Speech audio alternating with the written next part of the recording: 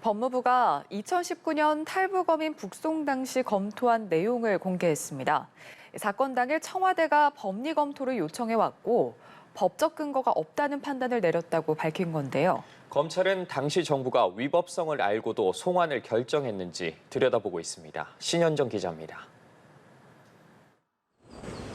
검찰이 탈북어민 북송 과정이 적법했는지 전방위 수사 중인 가운데 법무부가 이 사건과 관련해 입장을 냈습니다. 당시 청와대가 법리 검토를 요청한 사실을 밝히고 이에 법무부는 어떤 판단을 내렸는지 공개하는 형태를 취했습니다. 북송은 어민들이 납포된 지 닷새 후인 2019년 11월 7일 오후 3시 10분쯤 이뤄졌습니다. 이로부터 3시간 전쯤 법무부는 청와대로부터 법리 검토 요청을 받았습니다. 법무부는 3가지 측면에서 북송 조치에 위법 소지가 있고 논란을 일으킬 수 있다는 입장을 표명했습니다. 북한 이탈 주민법에 따라 살인과 같은 비정치적 범죄자는 주거나 취업 등을 지원받는 보호 대상에서 제외할 수 있는데 그렇다 해도 강제 출국은 법적 근거가 존재하지 않는다고 봤습니다.